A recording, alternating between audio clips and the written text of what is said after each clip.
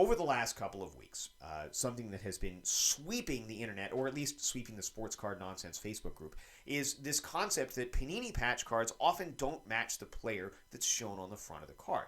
Right, you might you might pull a Puka Nacua rookie card, and it's got one of those little swatches of not guaranteed to match any particular game or event patches, but it's blue fabric, and you feel like this is probably a Rams jersey that maybe Nacua put on. He put on one of like 75 different jerseys all at the same time just so he could say he wore them. Panini cuts it up, they put it inside a bunch of Puka Nacua cards, they ship it out, you rip one open, you got a Puka Nacua on the front of the card, you got a little square of fabric. It's a safe assumption that the square of fabric inside that Puka Nacua card, and I'm going to Photoshop one here just so you don't have to look at the back of my hand, is going to be a swatch of fabric that Puka Nacua wore.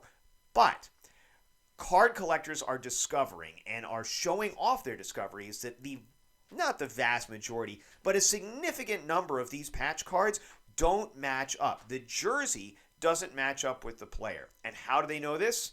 Simple. Because Panini prints on the back of all of their little jersey squares the name of the player who actually wore it. I'm going to link here to a couple of videos, and you'll see them sort of in sequence. They're also going to be in the description, of guys pulling patch cards out, ripping the patch card apart, and discovering that their Kurt Warner jersey patch is actually Jake Plummer, or even worse, Josh Rosen. And that's insulting, right? One of the things that the sports card hobby depends on more than almost anything else is the honesty from the manufacturers that the card we're getting is actually the card they say we're getting. This is true of the autographs, right? Like Topps autograph issues, the back of the Topps card, and I'm going to pop one up right here, always says this autograph signing has been witnessed by a representative of Topps or something like that. If you pull open an Upper Deck autograph, it'll say this autograph is guaranteed by Upper Deck or by Leaf or whomever.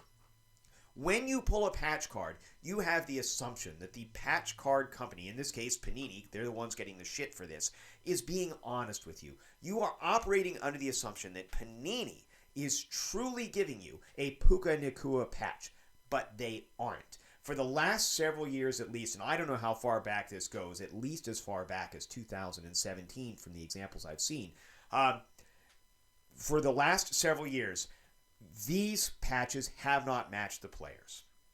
And that's insulting to hobbyists. It's, there's lots of talk within, sort of the scatterbrained people of the scatterbrained forums are saying, oh, it's a class action lawsuit waiting to happen. That's not really true. I don't think it is. But it is deceptive.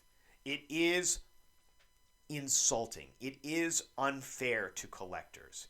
It's also, frankly, to the players, right? Like, if you're going to tell a player, I'm going to make you wear this jersey, and then I'm going to cut it up, and I'm going to put it in a bunch of cards, and I'm going to sell this jersey as part of the cards with your name on it, the player has to believe that, right? Like, the player has to think, I'm going through this for a reason. I'm signing these thousands of autographs for a reason. I'm putting on these stupid-ass, Dick's Sporting Good jerseys or whatever because Fanatics won't let Panini have the real thing. And I have to believe that it's going to go to people who want to see me, right? And it's not. It's not. It's insulting, it's rude, it's mean, it's uncouth, it's all of those things. It's deceptive. It's just general dickbaggery.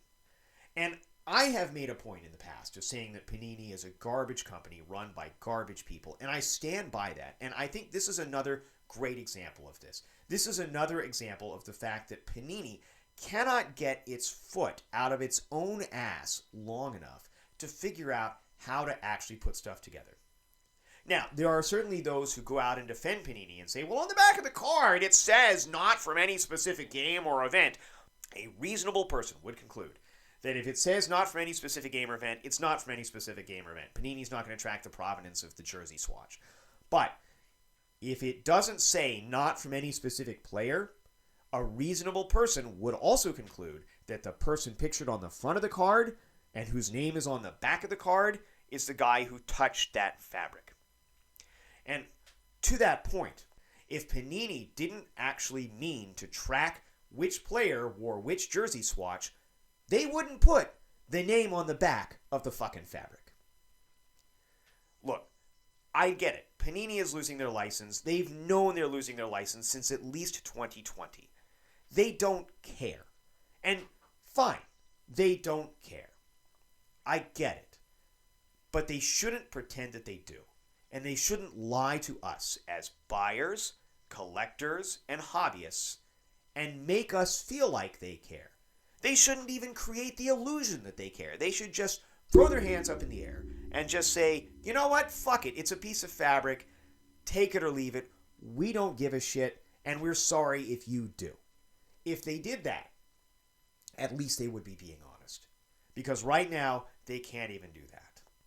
Because Panini has given a great big middle finger to you and to every other hobbyist, collector, and card buyer in the country because they don't give a shit.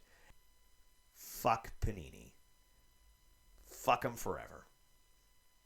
Have a great day.